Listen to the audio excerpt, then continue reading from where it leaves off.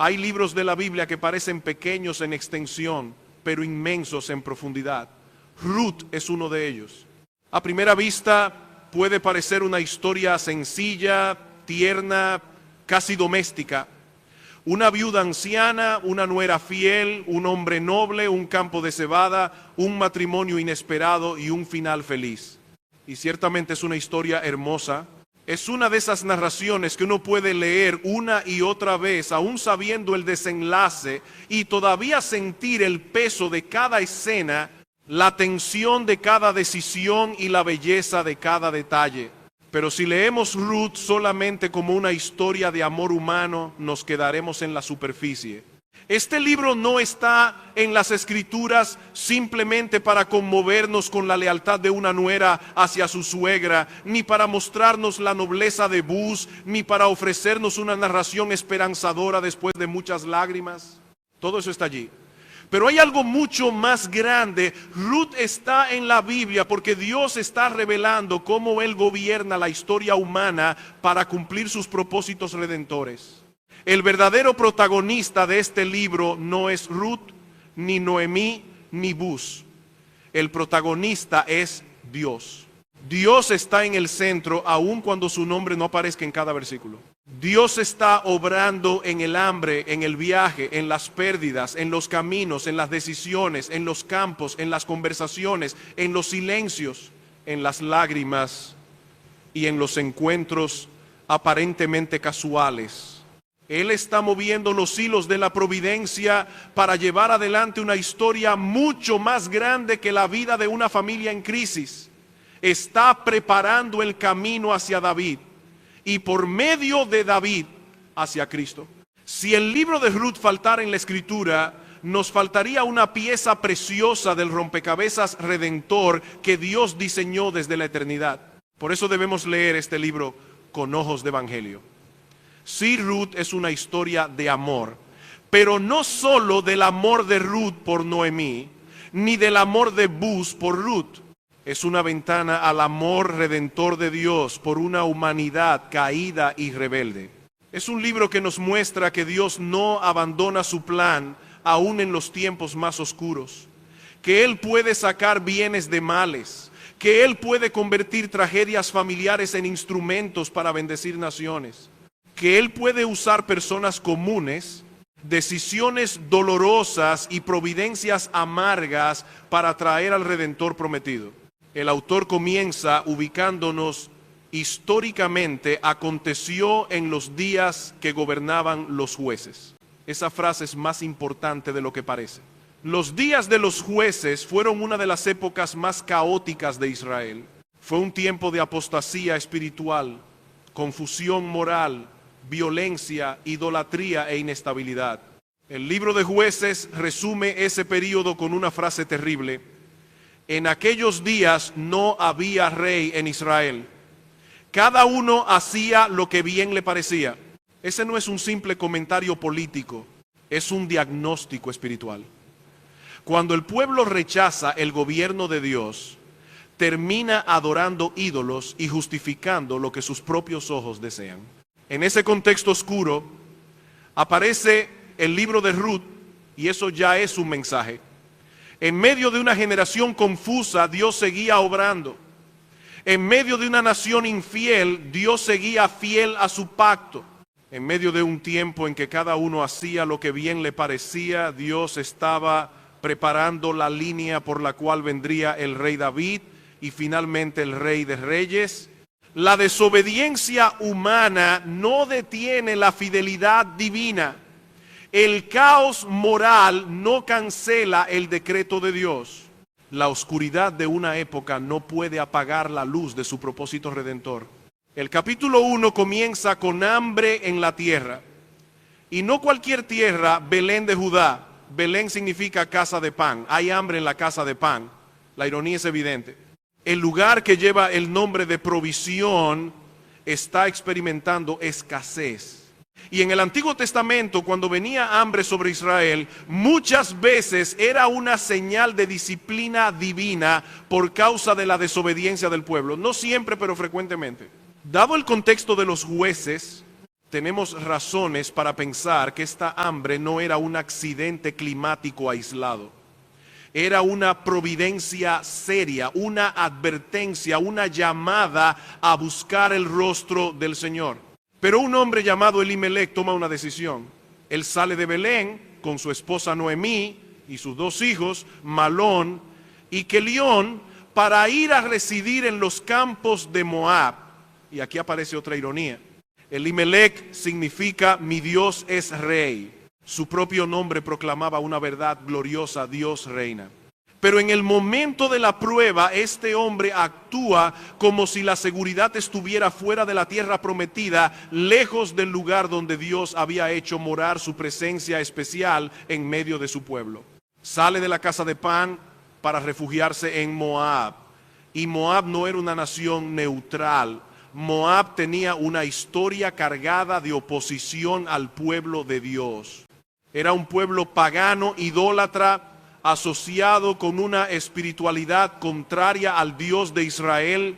Deuteronomio recordaba que los moabitas no habían salido a recibir a Israel con pan y agua cuando venían de Egipto. Y ahora, en una ironía amarga, una familia de Belén abandona la casa de pan para buscar supervivencia en una tierra que había negado pan al pueblo de Dios. Esta es la clase de decisiones que tomamos cuando dejamos de mirar nuestras circunstancias a través del lente de la palabra. El hambre era real, la crisis era real, la presión era real. No debemos minimizar el peso de la prueba, pero las circunstancias reales no justifican una lógica meramente humana que se aparta de la dirección de Dios. La pregunta no es solo ¿dónde hay pan? La pregunta es ¿dónde está Dios llamándome a confiar en Él? Elimelec busca preservar a su familia, pero el camino que parece más seguro se convierte en una ruta de dolor. Llegan a Moab y allí muere Elimelec. Noemí queda viuda con sus dos hijos. En una sociedad patriarcal, la muerte del esposo dejaba a una mujer en una situación vulnerable. Todavía tenía sus hijos y eso representaba alguna protección. Pero ellos se casan con mujeres moabitas, Orfa y Ruth, y después de unos 10 años también mueren. No hay nietos, no hay descendencia, no hay marido, no hay hijos, no hay seguridad visible. El autor narra todo esto en apenas unos versículos, casi sin detenerse en detalles emocionales. Hambre, migración, muerte del esposo, matrimonios en Moab, esterilidad, muerte de los hijos. Y luego una frase que pesa como piedra: la mujer quedó privada de sus dos hijos y de su marido. Noemí queda vacía, al menos desde su perspectiva. Su historia parece ir de mal en peor, pero precisamente allí comienza a brillar la providencia de Dios, aunque Noemí todavía no puede verlo. Aunque su dolor la llevará a interpretar su vida con amargura, aunque su teología será correcta en parte e incompleta en otra, Dios no ha terminado. La historia no termina en Moab y el hambre no será la última palabra. Las tumbas no serán la última palabra. La amargura de Noemí no será la última palabra. Detrás de una oscura providencia, Dios está preparando una redención mucho más grande de lo que cualquier personaje puede imaginar. Y esa es una de las primeras lecciones del libro. Cuando nuestra historia parece reducirse a pérdida, Dios puede estar escribiendo algo que todavía no podemos leer. Noemí no tenía el libro de Ruth en sus manos. Nosotros sí. Ella vivía dentro de la confusión de la escena. Nosotros podemos ver el cuadro completo. Y eso nos invita a confiar, aun cuando todavía no vemos cómo las piezas encajan. Porque el Dios que gobierna la historia de Ruth es el mismo Dios que gobierna nuestra historia en Cristo. El Dios que gobierna la historia de Ruth es el mismo Dios que gobierna nuestra historia en Cristo. Pero cuando estamos dentro del dolor, muchas veces no vemos eso. Noemí tampoco lo veía. Ella había perdido a su esposo, había perdido a sus dos hijos, había vivido años en tierra extranjera, no tenía nietos, no tenía una descendencia visible que preservara el nombre de su familia. Desde su punto de vista, la vida se había vuelto amarga. Y entonces oye una noticia. El Señor había visitado a su pueblo para darles pan. Esa frase es un rayo de luz en medio del capítulo. El Señor había visitado a su pueblo. No se dice simplemente que las condiciones agrícolas mejoraron, que el clima cambió, que la economía se estabilizó o que la cosecha volvió. El texto interpreta la realidad teológicamente. El Señor visitó a su pueblo. Dios dio pan. En la casa de pan vuelve a haber pan porque Dios tuvo misericordia. Aunque Israel había vivido en días de jueces, en días de infidelidad, en días de confusión moral, el Señor no había abandonado completamente a su pueblo. Noemí entonces decide regresar. Sale de Moab con sus dos nueras, Orfa y Ruth. Pero aquí comienza una respuesta profundamente incoherente. Noemí vuelve a la tierra de Israel, al lugar donde Dios había dado pan, al pueblo del pacto, a la tierra de la promesa. Sin embargo, en vez de invitar a sus nueras a venir con ella y refugiarse bajo el Dios vivo, intenta convencerlas de que se queden en Moab. Sus palabras suenan tiernas, incluso piadosas. El Señor tenga misericordia de vosotras como vosotras la habéis tenido con los muertos y conmigo. El Señor os conceda que halléis descanso cada una en casa de su marido. Noemí usa lenguaje espiritual. Habla del Señor, habla de misericordia, habla de descanso. Reconoce el amor fiel que Orfa y Ruth habían mostrado hacia ella y hacia sus esposos fallecidos. No está hablando con frialdad. Ella ama a estas mujeres. Quiere que estén bien, quiere que tengan futuro.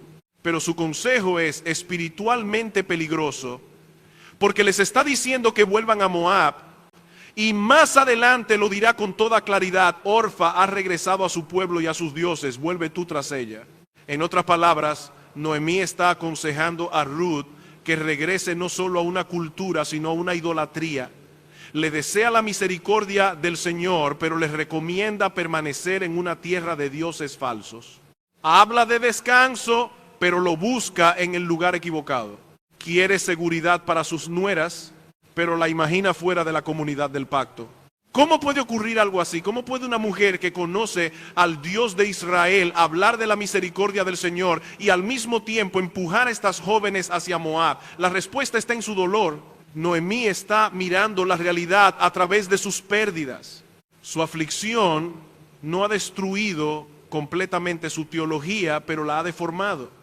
Ella todavía cree que Dios es soberano, todavía usa el nombre del Señor, todavía entiende que la mano de Dios ha estado en lo ocurrido, pero su desesperanza la lleva a pensar que no tiene nada que ofrecer. Ella razona con lógica humana: soy viuda, soy vieja, no tengo hijos, no puedo darles esposos, no puedo proveerles redención familiar, si se quedan conmigo no hay futuro.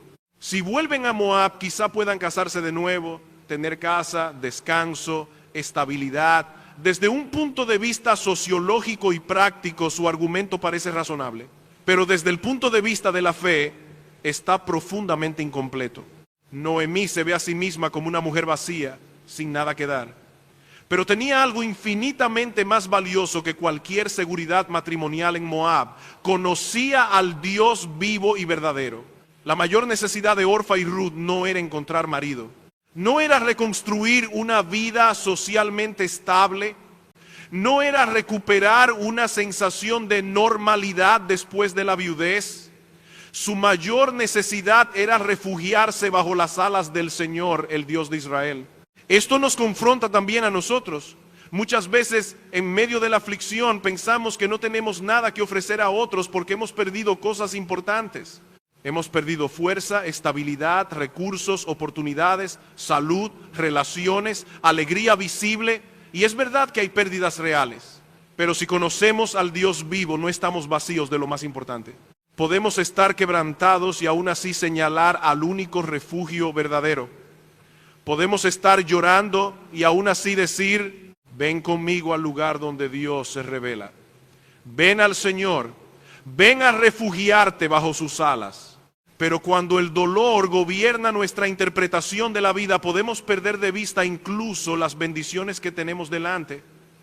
Noemí no solo tenía una noticia de pan en Belén, tenía Ruth, tenía una nuera cuya lealtad era extraordinaria. Tenía delante de ella una mujer en cuyo corazón Dios estaba obrando, pero la amargura tiene la capacidad de reducir nuestra visión hasta que solo vemos lo que perdimos y no lo que Dios está haciendo. Esto es peligroso. No porque el dolor sea imaginario, sino porque el dolor puede convertirse en el lente supremo por el cual interpretamos a Dios. Y cuando eso ocurre, nuestra teología se vuelve desesperada.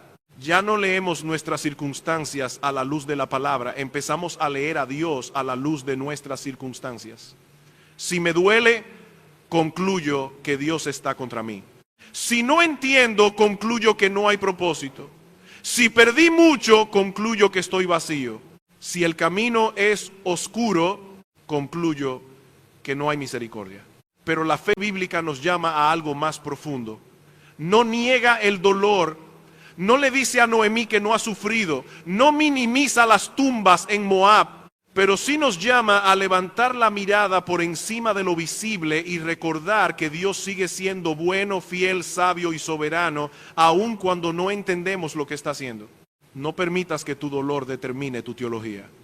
Permite que la palabra de Dios interprete tu dolor. Noemí debió decirles a sus nueras: vengan conmigo, vengan a Belén, vengan al pueblo del Señor, vengan a refugiarse en el Dios de Israel. Yo no sé cómo será nuestro futuro, no sé cómo Dios proveerá, no sé qué hará con nosotras, pero sé que fuera de Él no hay refugio verdadero. Pero su amargura le impidió hablar así. Y sin embargo, aquí brilla nuevamente la gracia de Dios. Porque aun cuando Noemí habla de manera incoherente, Dios está obrando en Ruth de manera irresistible. Dios no depende de la claridad perfecta de Noemí para cumplir su propósito. Él puede usar incluso testimonios débiles, palabras mezcladas con dolor, vidas quebradas e incoherencias de sus hijos para atraer a alguien hacia Él. Esto no excusa nuestra falta de claridad, pero sí nos consuela. La gracia de Dios es más fuerte que nuestras debilidades. Orfa escucha a Noemí y vuelve.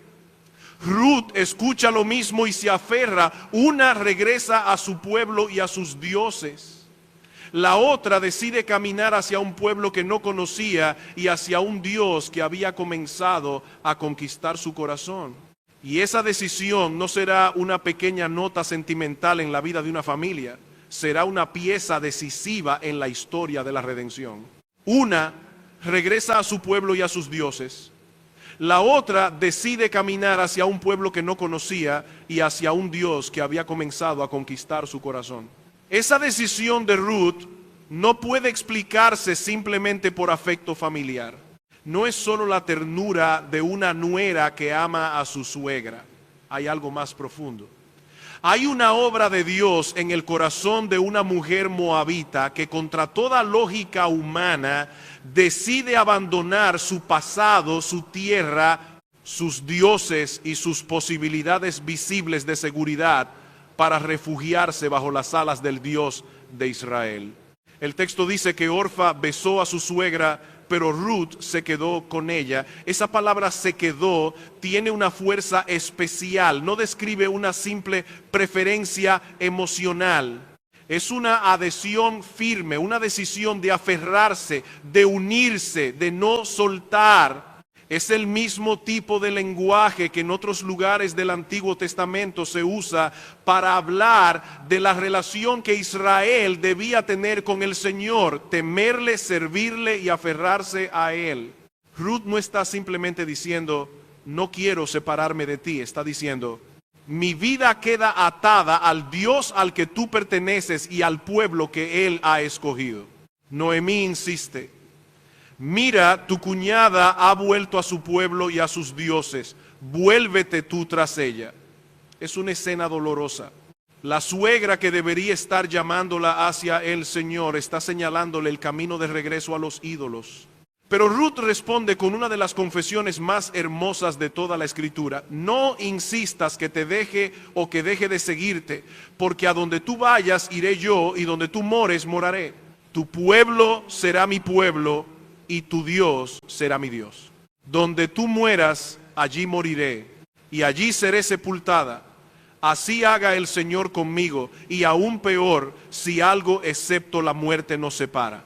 Estas palabras se usan muchas veces en bodas, y es comprensible porque expresan fidelidad, compromiso y amor. Pero en su contexto original no son palabras de una novia a un esposo. Son palabras de una moabita a una israelita amargada. Son palabras de conversión. Son palabras de ruptura con el pasado. Son palabras de una mujer que está dejando Moab, no solo geográficamente, sino espiritualmente. Ruth está renunciando a su identidad religiosa anterior y abrazando al Dios del pacto. Pensemos en lo que esto implicaba.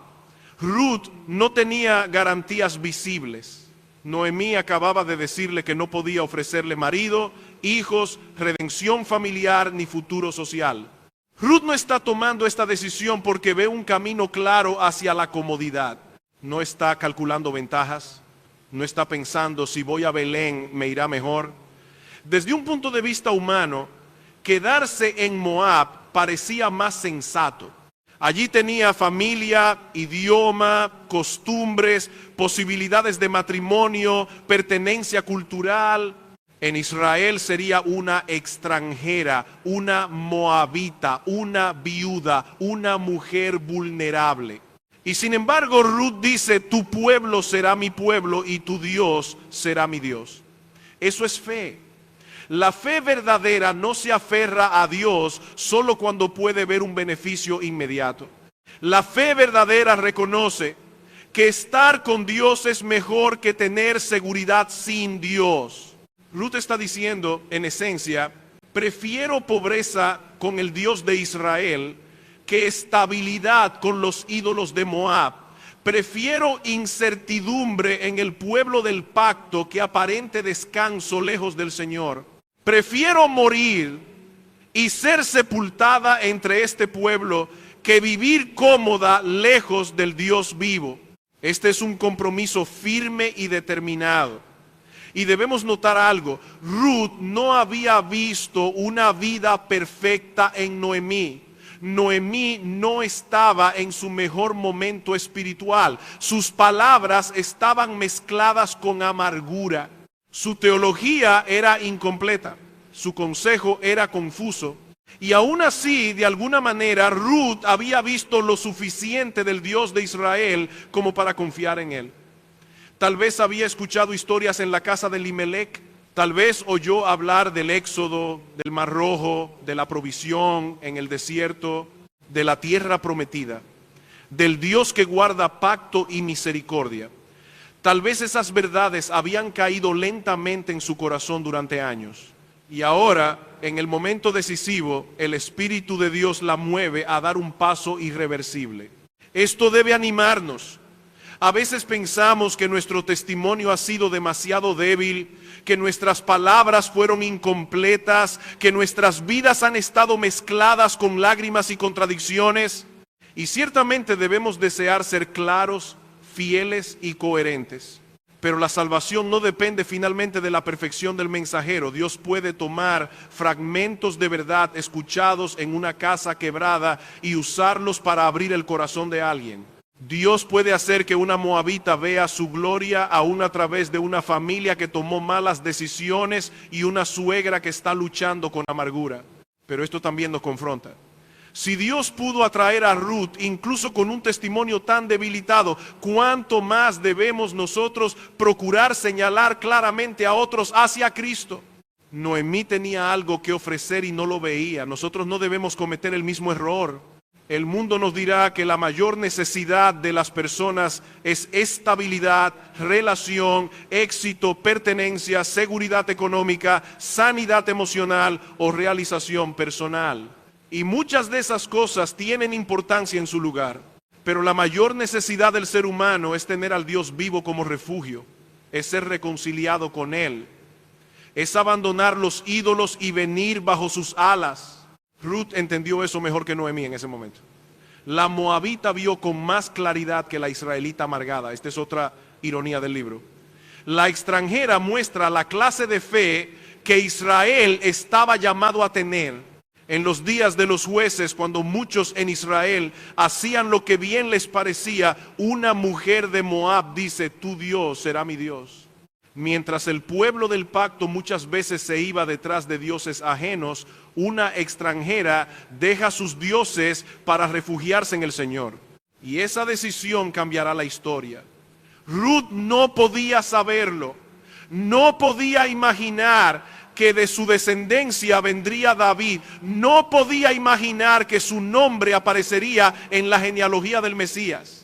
Ella simplemente estaba tomando una decisión de fe en medio de la incertidumbre. Pero Dios estaba uniendo su pequeña historia a la gran historia de la redención. Así obra la providencia. Nosotros tomamos decisiones delante de Dios en circunstancias ordinarias y no sabemos cuántas generaciones pueden ser afectadas por una obediencia silenciosa. Noemí, sin embargo, no parece consolada por este milagro. El texto dice que al ver que Ruth estaba decidida a ir con ella, dejó de insistir. No hay celebración, no hay adoración, no hay palabras como bendito sea el Señor que te ha traído a refugiarte bajo sus alas. Noemí sigue demasiado sumergida en su dolor. Y pronto veremos que al llegar a Belén, interpretará su historia con una frase amarga: llena me fui, pero vacía me ha hecho volver el Señor. Pero antes de llegar a esa escena debemos detenernos en Ruth, porque su confesión nos llama a examinarnos. ¿Hemos dejado nuestros ídolos para refugiarnos en el Dios verdadero? ¿O queremos a Dios solo mientras no nos cuesta Moab? ¿Estamos dispuestos a decir: tu pueblo será mi pueblo y tu Dios será mi Dios, aunque eso implique pérdida, incertidumbre y ruptura con lo que antes nos daba identidad? La fe salvadora no es una emoción pasajera, es un volverse del ídolo al Dios vivo. Es una adhesión firme al Señor. Es refugiarse bajo sus alas, aun cuando el camino hacia Belén todavía parece lleno de preguntas. La fe salvadora no es una emoción pasajera, es un volverse del ídolo al Dios vivo, es una adhesión firme al Señor, es refugiarse bajo sus alas, aun cuando el camino hacia Belén todavía parece lleno de preguntas. Ruth no está entrando en una vida fácil. Está entrando en la comunidad del pacto sin garantías visibles de comodidad. Está dejando una tierra conocida para caminar hacia un pueblo que la verá como extranjera. Está abandonando los dioses de Moab para abrazar al Dios de Israel. Y lo hace con determinación. Pero Noemí no logra ver la grandeza de lo que está ocurriendo delante de sus ojos. El milagro de gracia está caminando a su lado, pero su corazón sigue atrapado en la pérdida. Ruth es una evidencia viva de que Dios no la ha abandonado. Ruth es una compañera fiel. Ruth es una mujer que ha venido a refugiarse bajo las alas del Señor. Ruth es una señal de esperanza. Pero la amargura de Noemí le impide leer correctamente esa providencia.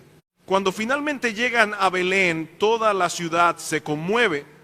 Las mujeres preguntan: ¿no es esta Noemí? Podemos imaginar la escena. La recuerdan como una mujer dulce, agradable, quizá llena de vida cuando salió años atrás con su esposo y sus hijos. Pero ahora regresa viuda, sin hijos, desgastada por los años, marcada por el sufrimiento, acompañada por una joven moabita. La ciudad susurra. La reconocen, pero apenas pueden creer lo que ven. El dolor había dejado huellas en su rostro. Y Noemí responde: no me llaméis Noemí, llamadme Mara, porque el trato del Todopoderoso me ha llenado de amargura. Su nombre significaba dulce, agradable, pero ella dice: ya no me llamen así. Mi vida ya no es dulce, mi historia ya no es agradable, llámenme amarga. Noemí no está ocultando su dolor detrás de frases piadosas vacías. Habla con una honestidad cruda. Y hay algo en esa honestidad que debemos reconocer. La Biblia no maquilla el sufrimiento de los creyentes. Noemí está herida, está quebrantada, está confundida. Y lo dice, pero también debemos notar cómo interpreta su historia. El Todopoderoso me ha llenado de amargura. Llena me fui, pero vacía me ha hecho volver el Señor. El Señor ha dado testimonio contra mí y el Todopoderoso me ha afligido. Noemí no cree en la mala suerte. No cree que el destino ciego se ensañó contra ella. No piensa que sus pérdidas escaparon del gobierno divino. Ella sabe que Dios es soberano. Ella sabe que el Todopoderoso sigue en el trono. Ella sabe que sus tragedias no ocurrieron fuera de la mano del Señor. En ese sentido, su teología es más bíblica que la de muchas personas que, tratando de defender a Dios, niegan su control sobre el sufrimiento. Algunos piensan que consuelan a los afligidos diciendo, Dios no tuvo nada que ver con esto. Pero eso no consuela al creyente. Si Dios solo controla las cosas agradables, entonces no controla casi nada. Si las lágrimas de sus hijos están fuera de su gobierno, entonces el universo es un lugar aterrador. El consuelo bíblico no es que Dios estuvo ausente en la aflicción.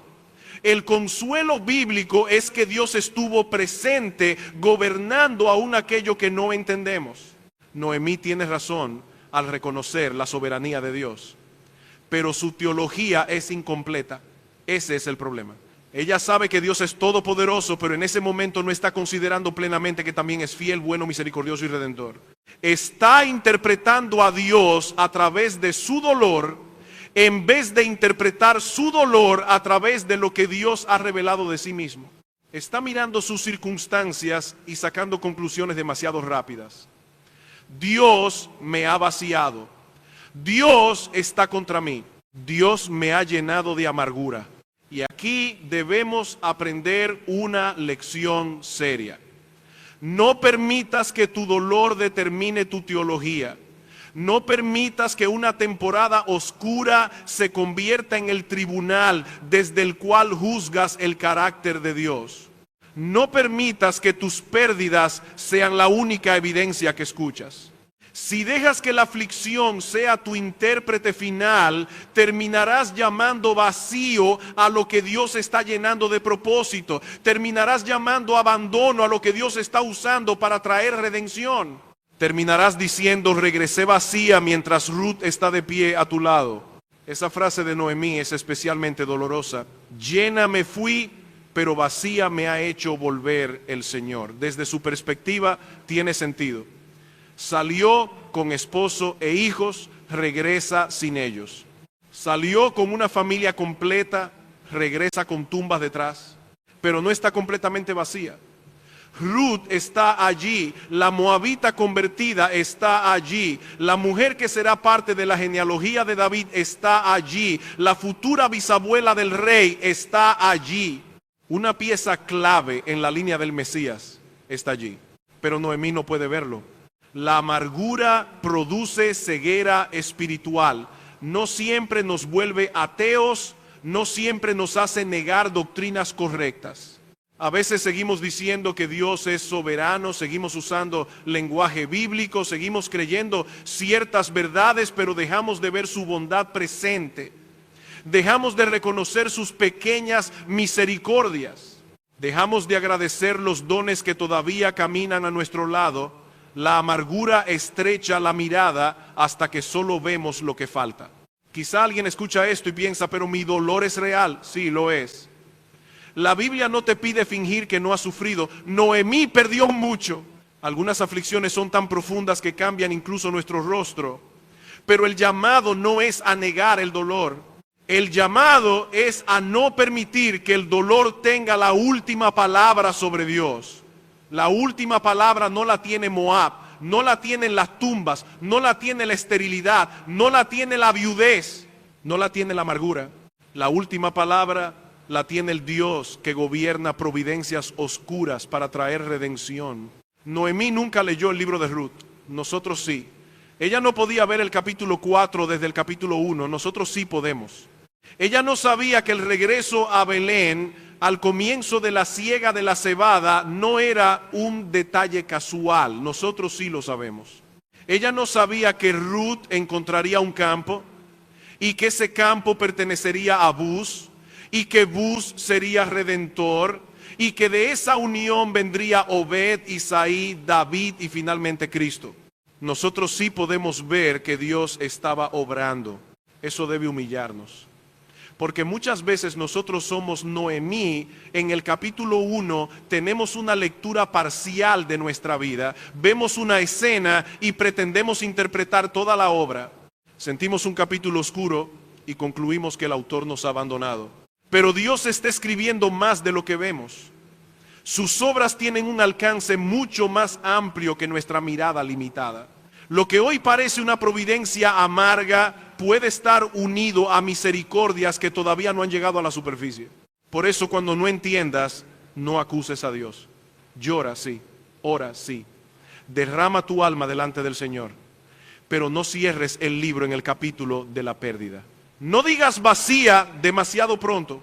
No llames Mara a toda tu identidad cuando Dios aún está obrando dulzura en secreto. Mira a Cristo. Si hubo una providencia que parecía más amarga que todas, fue la cruz. Y sin embargo allí Dios estaba produciendo la redención del mundo.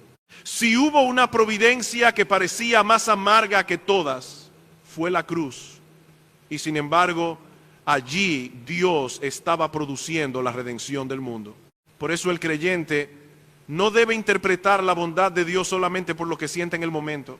Hay providencias que vistas de cerca parecen oscuras, ásperas, incomprensibles, pero vistas a la luz del propósito eterno de Dios, comienzan a revelar una sabiduría que estaba oculta a nuestros ojos.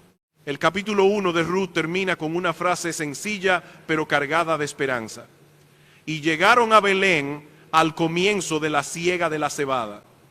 Qué detalle tan aparentemente ordinario. Dos viudas llegan a una ciudad, llegan cansadas, pobres, vulnerables, con una historia de pérdida detrás. Y el autor nos dice que llegaron justo al comienzo de la cosecha, no al final, no demasiado tarde, no en un momento cualquiera. Llegaron cuando los campos estaban listos para proveer alimento. Llegaron cuando se abriría el escenario donde Ruth saldría a espigar. Llegaron cuando Dios estaba a punto de conducirla, sin que ella lo supiera, al campo de Buz. Desde la perspectiva humana, alguien podría decir, qué casualidad. Pero el libro de Ruth no está escrito para enseñarnos a creer en casualidades. Está escrito para mostrarnos la providencia de Dios en los detalles ordinarios.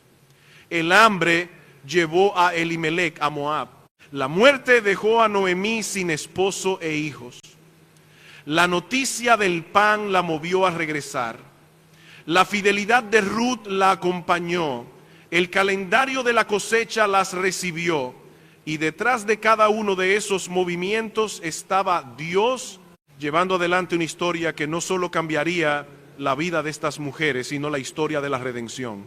Esto es profundamente consolador. Porque muchas veces nosotros queremos ver a Dios solo en los eventos espectaculares, en las intervenciones dramáticas, en los milagros visibles. Pero el libro de Ruth nos enseña a ver su mano en lo ordinario. En una noticia que llega, en una decisión de regresar, en una conversación en el camino, en una nuera que se aferra, en una llegada al comienzo de la cosecha. Dios gobierna los grandes acontecimientos, pero también gobierna los pequeños detalles que parecen no tener importancia.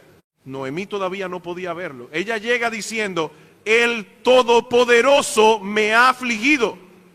Y era cierto, Dios había gobernado su aflicción, pero también era cierto que el Todopoderoso la estaba trayendo de regreso al lugar de la provisión. Era cierto que el Señor había visitado a su pueblo para darle pan.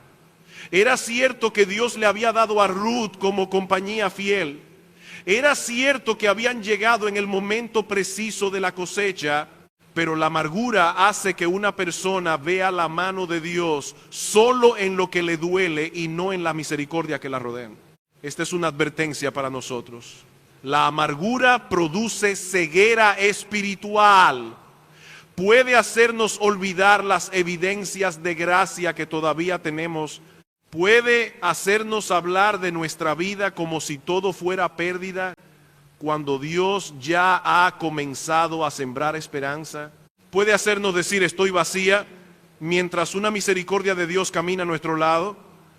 Puede hacernos interpretar cada bendición como insuficiente porque no reemplaza exactamente lo que perdimos. Noemí había perdido esposo e hijos y eso era una pérdida enorme, no debemos minimizarla. Pero Ruth no era nada pequeño. Ruth era un regalo extraordinario. Ruth era una mujer de amor fiel. Ruth era una convertida al Dios de Israel. Ruth era una evidencia de que Dios estaba obrando en medio de la oscuridad. Ruth sería más adelante reconocida como mejor para Noemí que 7 hijos. Pero en el capítulo 1, Noemí no puede celebrar a Ruth porque su mirada está fijada en las tumbas de Moab. ¿Cuántas veces nos ocurre lo mismo? Dios nos da pan, pero solo pensamos en el hambre que pasamos. Dios nos da compañía, pero solo pensamos en quienes se fueron. Dios nos abre una puerta, pero solo lloramos las que se cerraron. Dios nos sostiene, pero solo sentimos lo que nos quitó. Dios comienza una obra, pero como todavía no vemos el final, hablamos como si no hubiera esperanza. Esto no significa que debamos negar nuestras lágrimas. La gratitud cristiana no exige fingir que no hemos sufrido, pero sí exige que no dejemos que el sufrimiento nos robe la capacidad de reconocer la bondad de Dios. El creyente puede llorar y agradecer al mismo tiempo. Puede decir me duele y también decir el Señor no me ha abandonado. Puede lamentar las tumbas de Moab y al mismo tiempo reconocer que Dios lo ha traído de vuelta a Belén al comienzo de la siega. También aprendemos aquí que las obras de Dios tienen un alcance mucho más amplio de lo que nuestros ojos pueden ver. Noemí interpretaba su historia en términos de su propia pérdida inmediata, pero Dios estaba escribiendo una genealogía mesiánica. Noemí pensaba en esposo, hijos, pan, viudez, seguridad. Dios pensaba en Ruth, Buz, Obed, Isaí, David y Cristo. Noemí veía una familia rota. Dios veía una línea redentora. Noemí veía el final de su esperanza. Dios veía el comienzo de una cosecha. Eso debe humillarnos profundamente. Nuestra visión es corta. Nosotros vemos el dolor presente, pero no podemos ver todas las ramificaciones de lo que Dios está haciendo. No vemos cómo una aflicción puede formar carácter, cómo una pérdida puede redirigir una vida, cómo una decisión humilde puede afectar generaciones, cómo una conversación puede sembrar fe, cómo una llegada aparentemente ordinaria puede ser el inicio de una redención inesperada. Noemí nunca leyó el libro de Ruth, nosotros sí. Ella no pudo ver el significado completo de su historia mientras la estaba viviendo. Nosotros podemos mirar hacia atrás y decir Dios estaba allí. Y esa es una misericordia para nosotros, porque cuando no podemos entender nuestro propio capítulo, podemos leer el suyo y aprender a confiar en el autor. Dios no ha prometido explicarnos cada detalle de nuestra vida en este mundo, pero sí nos ha mostrado suficientes historias en su palabra para que sepamos cómo es Él. Es un Dios que saca bienes de males, un Dios que gobierna providencias oscuras, un Dios que no desperdicia lágrimas, un Dios que puede usar familias quebradas, decisiones complicadas, viudas vulnerables y extranjeras despreciadas para cumplir propósitos eternos. Así que no cierres tu historia demasiado pronto. No llames final a lo que Dios llama comienzo de cosecha. No interpretes Belén solo por el hambre pasada, porque Dios puede estar preparando pan.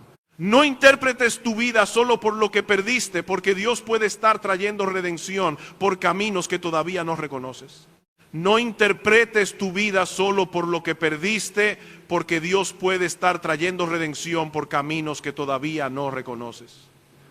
Esa es una de las grandes lecciones del primer capítulo de Ruth. Noemí estaba contando sus pérdidas con precisión, pero no estaba contando las misericordias con la misma claridad. Su dolor era real, pero su lectura de la providencia era incompleta. Y esa combinación es peligrosa: dolor real, teología parcial, conclusiones apresuradas. Ella decía: llena me fui, pero vacía me ha hecho volver el Señor. Pero no había vuelto completamente vacía. Ruth estaba allí. La noticia del pan estaba allí. Belén estaba allí. La cosecha estaba comenzando. La providencia de Dios estaba moviéndose. Y aunque Noemí no podía verlo, su regreso no era el cierre amargo de una historia destruida, sino el comienzo silencioso de una redención sorprendente. Esto nos enseña que las obras de Dios suelen tener un alcance mucho más amplio que nuestra percepción inmediata. Nosotros somos criaturas de visión corta. Vemos un pedazo de la historia y queremos explicar todo el libro. Vemos una pérdida y pensamos que entendemos el propósito completo. Vemos una puerta cerrada y concluimos que no hay camino. Vemos una temporada de hambre y pensamos que Belén ha dejado de ser casa de pan. Pero Dios ve el principio y el final. Dios ve a Ruth antes de que Noemí la valore. Dios ve a Buz antes de que Ruth entre en su campo. Dios ve a Obed antes de que haya matrimonio. Dios ve a David antes de que exista monarquía. Dios ve a Cristo antes de la fundación del mundo. Por eso debemos ser cuidadosos con las palabras que pronunciamos en medio de la aflicción. No porque debamos fingir fortaleza, sino porque nuestro dolor no lo sabe todo. El sufrimiento habla fuerte, pero no siempre habla con sabiduría. La pérdida grita, pero no siempre interpreta correctamente. La amargura construye frases convincentes, pero puede estar omitiendo la mitad de la evidencia. Noemí no estaba mintiendo cuando decía que había sido afligida, pero estaba equivocada al hablar como si Dios solo la hubiera vaciado. Dios estaba llenando su historia de una manera que ella todavía no podía reconocer. Y esa es una palabra para el creyente que hoy se siente en el capítulo 1. Tal vez ves tumbas, escasez, decisiones difíciles, regresos humillantes, rostros que preguntan qué te pasó, cambios que no querías, pérdidas que todavía duelen. Pero si estás en Cristo no tienes derecho a concluir que Dios ha dejado de ser bueno. No tienes derecho a cerrar el libro en la escena de Moab. No tienes derecho a llamar vacío a todo lo que Dios todavía está sosteniendo, preparando y redimiendo. La fe no exige que entiendas todos los propósitos de Dios. Exige que confíes en su carácter cuando no entiendes sus propósitos. Y el carácter de Dios no se define por la escena más amarga de tu vida. Se define por su palabra, por su pacto, por su fidelidad y sobre todo por la cruz de Jesucristo. Si alguna vez pareció que una providencia era completamente oscura, fue cuando el Hijo de Dios fue clavado en un madero. Allí los discípulos pudieron haber dicho: todo terminó, hemos quedado vacíos. La esperanza murió. Pero estaban mirando el capítulo más doloroso sin ver todavía la resurrección. La cruz nos enseña a desconfiar de nuestras conclusiones apresuradas en medio del sufrimiento. Porque el peor mal que los hombres cometieron se convirtió en el instrumento de la mayor bendición que Dios ha dado. La muerte de Cristo no fue un accidente trágico fuera del plan de Dios. Fue el corazón mismo del plan redentor. Si Dios pudo traer salvación eterna de esa oscuridad, entonces podemos confiar en que Él sabe lo que hace con nuestras oscuridades menores, aunque sean dolorosas. Ruth capítulo 1 también nos enseña que Dios cumple sus propósitos por medio de personas comunes y corrientes. Elimelech, Noemí, Malón, Kelión, Orfa, Ruth no son reyes, no son profetas famosos, no son personajes de gran poder político, son una familia afectada por hambre, migración, muerte, esterilidad y viudez. Son personas con decisiones cuestionables, lágrimas reales, fe debilitada, amargura, lealtad y necesidad. Y sin embargo, Dios está obrando a través de ellos para preparar la genealogía del Mesías. Esto debe animar al creyente que se siente insignificante. Tal vez piensas: Mi vida es demasiado pequeña. Mi familia es demasiado común. Mis problemas son demasiado ordinarios. Yo no tengo un papel importante. Pero el libro de Ruth nos dice que Dios gobierna la historia redentora no solo a través de palacios, ejércitos y tronos, sino también a través de viudas, campos, cosechas, conversaciones familiares y decisiones tomadas en caminos polvorientos. Tu vida tiene significado si estás en Cristo, no porque seas famoso, poderoso o visible, sino porque perteneces al Dios que no desperdicia nada. Tus obediencias pequeñas no son pequeñas para Él. Tus lágrimas no son invisibles. Tus decisiones de fe no son irrelevantes. Tu perseverancia en medio de la pérdida puede estar conectada con propósitos que nunca verás completamente en esta vida. Noemí nunca leyó el libro de Ruth. Ruth nunca leyó Mateo capítulo 1 con su nombre en la genealogía de Cristo. Pero Dios sí conocía el lugar de ellas en su historia.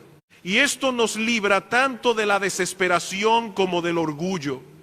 Nos libra de la desesperación porque nuestra vida no está abandonada al azar. Dios está obrando aun cuando no lo vemos. Nos libra del orgullo porque si Dios nos usa, no es por nuestra grandeza.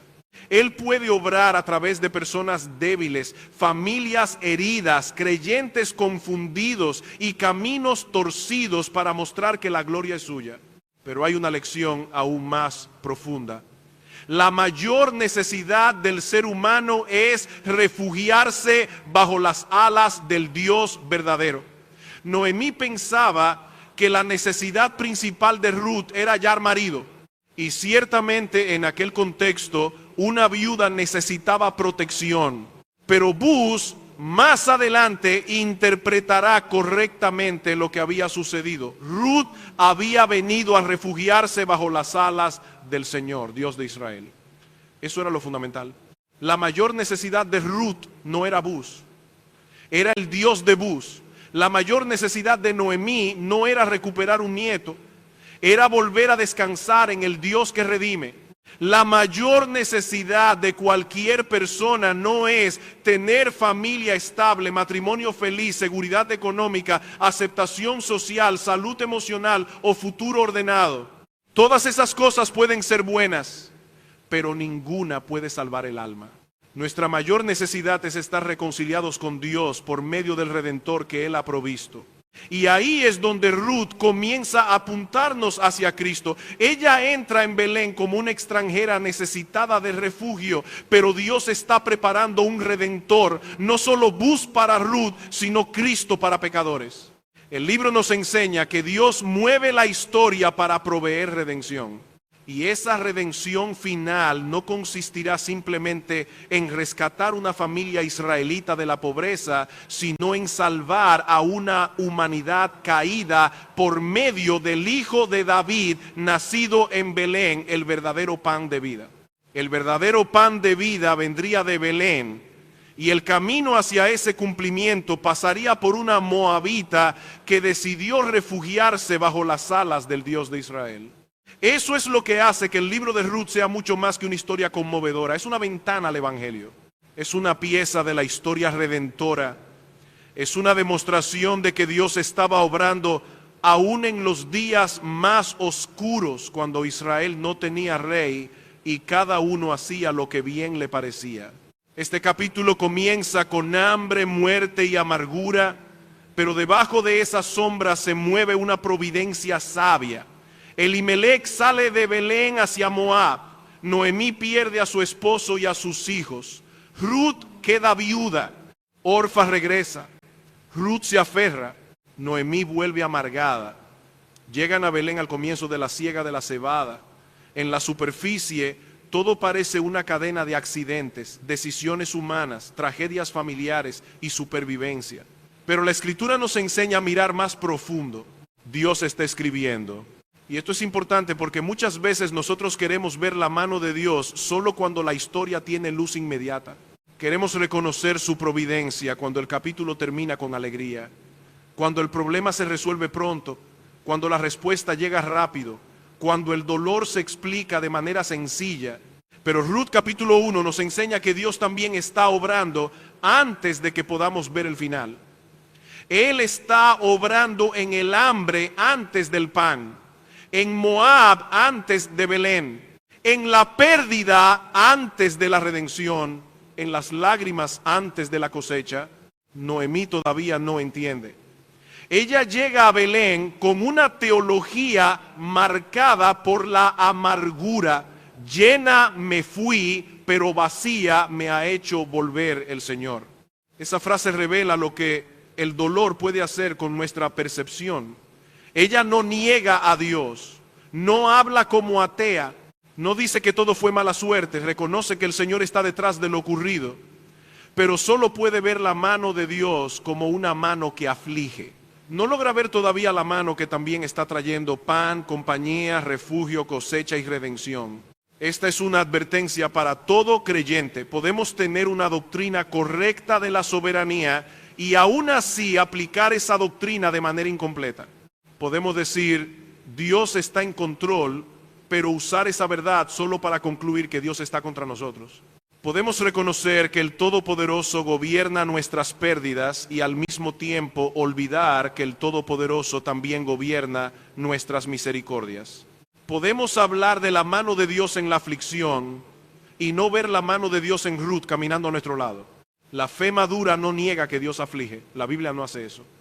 Pero tampoco separa la aflicción de la bondad, la sabiduría y el amor del Señor. Dios no hiere como un tirano caprichoso. Dios no permite pérdidas en sus hijos sin propósito. Dios no nos conduce por Moab para abandonarnos allí. Si estamos en Cristo, incluso sus providencias amargas están subordinadas a su propósito redentor y paternal. Por eso debemos aprender a hablarle a nuestra alma en medio de la prueba. No basta con dejar que el dolor hable. El dolor hablará y muchas veces hablará fuerte. Dirá, estás vacío, Dios se olvidó de ti. Nada bueno puede venir de esto, tu historia terminó, ya no hay dulzura, solo queda amarga. Pero la fe toma la palabra de Dios y responde, no entiendo todo, pero conozco a mi Dios. No veo el final, pero sé que Él es fiel. No niego mis lágrimas, pero no dejaré que mis lágrimas definan su carácter. No llamaré abandono a lo que todavía no puedo interpretar. Y aquí es donde el libro de Ruth nos entrena para mirar a Cristo, porque la cruz también fue una escena que vista desde abajo parecía derrota, vacío, abandono y final. Los discípulos vieron al maestro crucificado y no entendieron. Vieron vergüenza, violencia, oscuridad y muerte. Pero Dios estaba haciendo allí la obra más gloriosa de la historia. Estaba proveyendo redención, estaba preparando vida a través de la muerte. Estaba sacando bendición eterna de una providencia que parecía insoportablemente amarga. Si Dios hizo eso en la cruz, podemos confiar en Él en nuestras noches de Moab, no porque nuestras tragedias sean pequeñas, sino porque su sabiduría es mayor que nuestra tragedia. No porque siempre veremos en esta vida todo lo que Él estaba haciendo, sino porque ya hemos visto suficiente en Cristo para saber que Dios sabe traer gloria de la oscuridad y vida de la muerte. Ruth capítulo 1 también nos llama a examinar dónde buscamos refugio. Noemí quería que Ruth y Orfa hallaran descanso en Moab, en la casa de nuevos maridos, bajo la sombra de una seguridad terrenal. Pero Ruth encontró algo mejor. El refugio del Dios de Israel. Ella no sabía todo lo que vendría. No sabía de Buz, no sabía de Obed, no sabía de David, no sabía de la genealogía del Mesías, pero sabía lo suficiente para decir, tu Dios será mi Dios. Esa es la decisión que todo pecador necesita tomar, aunque en realidad es una respuesta a la gracia que Dios ya está obrando en el corazón. Salir de Moab, abandonar los ídolos, dejar la falsa seguridad, venir al pueblo de Dios, refugiarse bajo las alas del Señor. Y para nosotros eso significa venir a Cristo. Porque no hay refugio verdadero fuera de Él. No hay redención fuera de Él. No hay descanso eterno fuera de Él.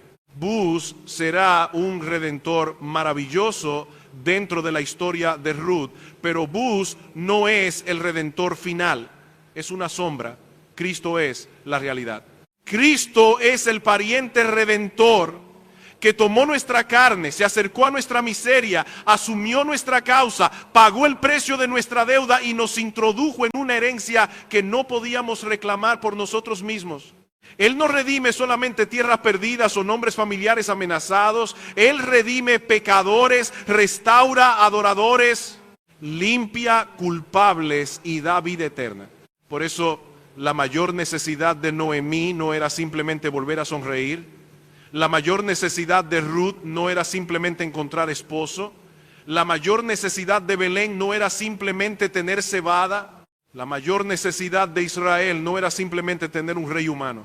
La mayor necesidad de todos era el Redentor prometido, y Dios estaba moviendo la historia hacia él. Hermano, hermana, tal vez hoy estás viviendo un capítulo que no entiendes. Tal vez estás tentado a llamarte Mara.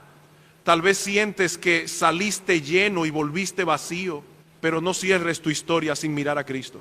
No concluyas que Dios terminó contigo cuando Él puede estar comenzando una cosecha. No confundas una providencia amarga con ausencia de amor. No olvides que el Dios de Ruth sigue siendo el Dios que trae redención por caminos inesperados. Y si estás sin Cristo, mira a Ruth. Ella dejó sus dioses y vino a refugiarse bajo las alas del Señor. Haz tú lo mismo. No vuelvas a Moab. No sigas buscando descanso donde solo hay ídolos. No confíes en seguridades que no pueden salvarte. Ven al Redentor, ven a Cristo. Bajo sus alas hay perdón, descanso, protección y vida eterna. Bajo las alas de Cristo hay perdón, descanso, protección y vida eterna. Esa es la dirección hacia la que apunta el primer capítulo de Ruth, aun cuando todavía estemos viendo apenas el comienzo de la historia. El capítulo termina con dos viudas llegando a Belén al comienzo de la siega de la cebada. Una de ellas llega amargada, sintiéndose vacía, convencida de que el Todopoderoso la ha afligido. La otra llega como extranjera, moabita, vulnerable, pero con una confesión de fe que la une al pueblo de Dios. Tu pueblo será mi pueblo y tu Dios será mi Dios.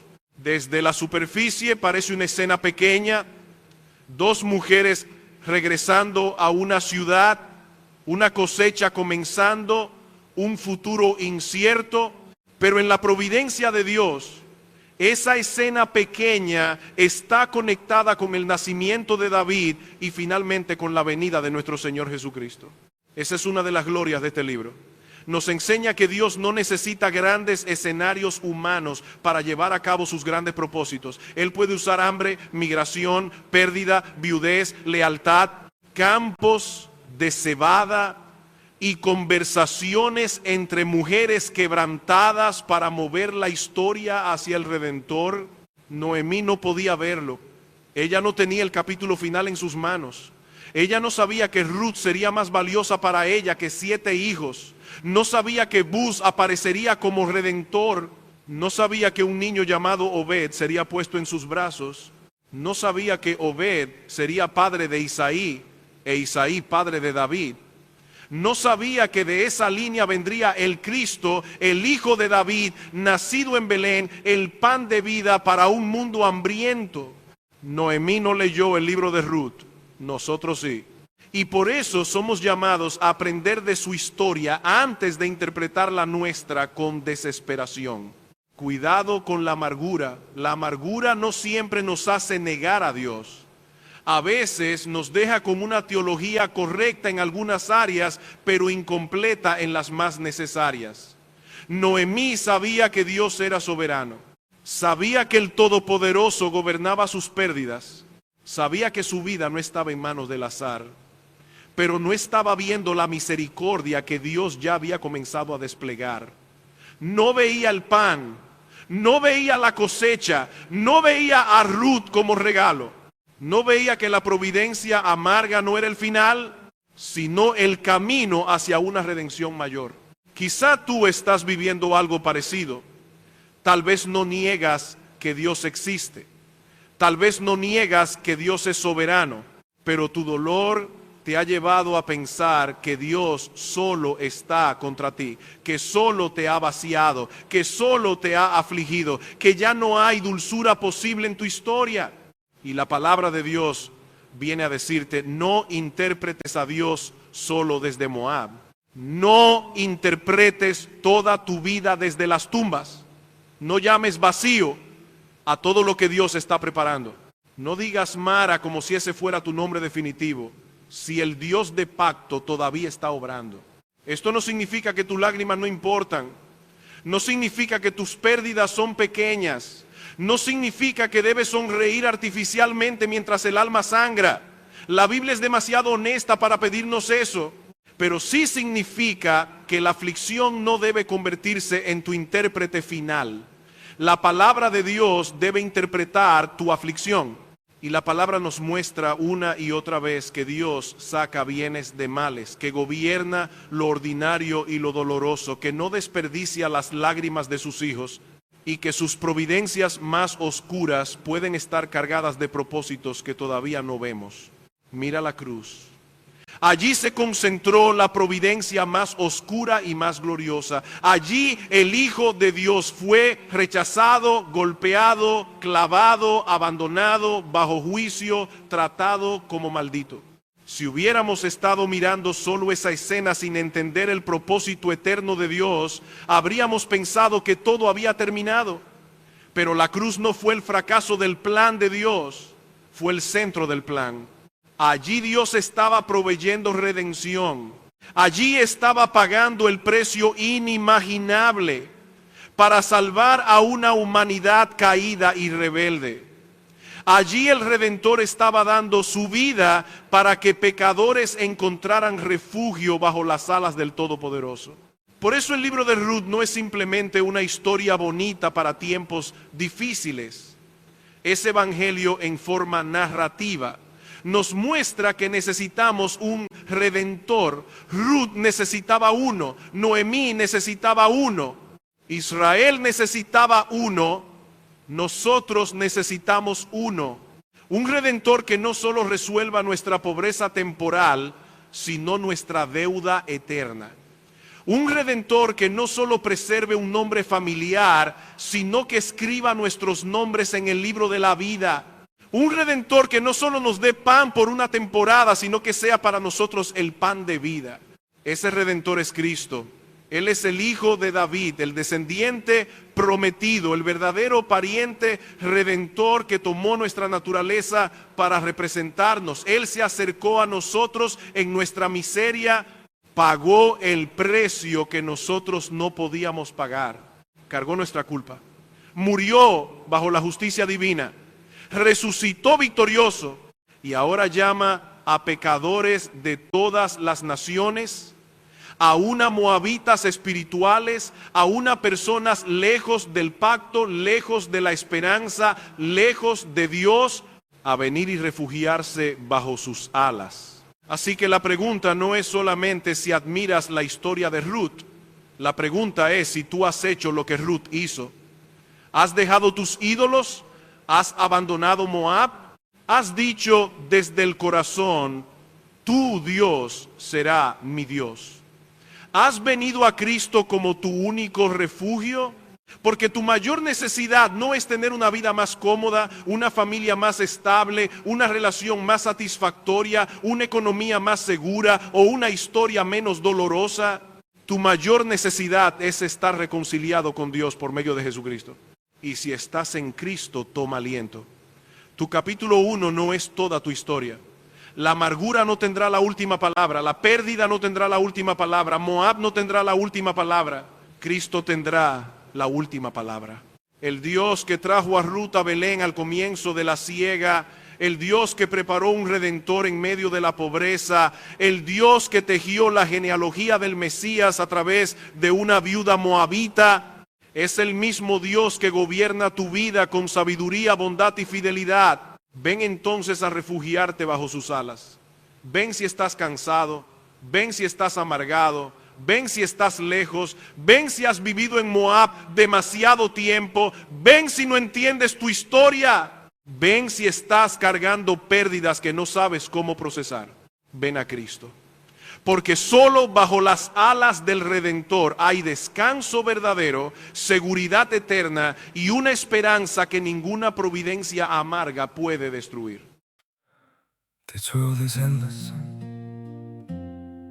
so wide, so far, but somehow I'm still lost in you.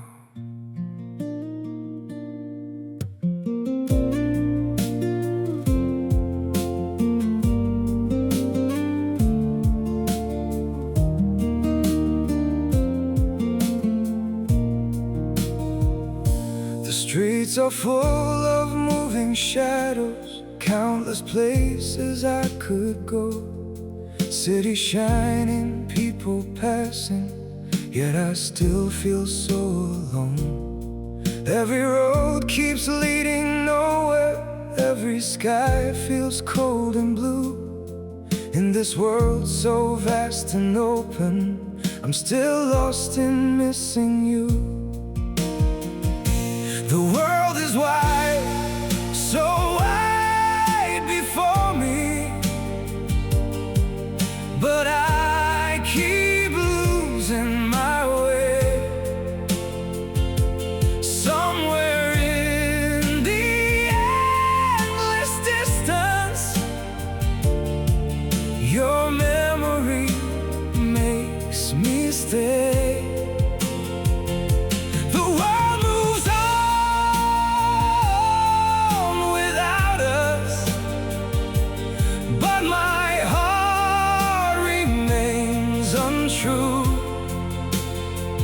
For no matter where these feet may wander, I'm still lost in missing you. I have tried to outrun silence, tried to leave your ghost behind, but your name still echoes softly through the corners of my mind. The world is wide, so wide before me, but I keep losing my way. Somewhere in the endless distance, your memory makes me stay.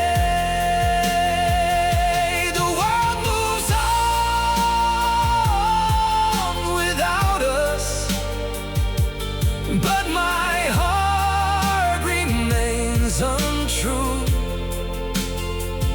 For no matter where these feet may wander, I'm still lost in missing you. Maybe someday I'll stop searching for your face in every crowd, but until that day, this broken heart will keep calling your name out. The world is wide, so wide before me, but I keep losing my way. Somewhere in the endless distance, your memory makes me stay. The world moves on without us, but my heart remains untrue. For no matter where these feet may wander, I'm still lost in missing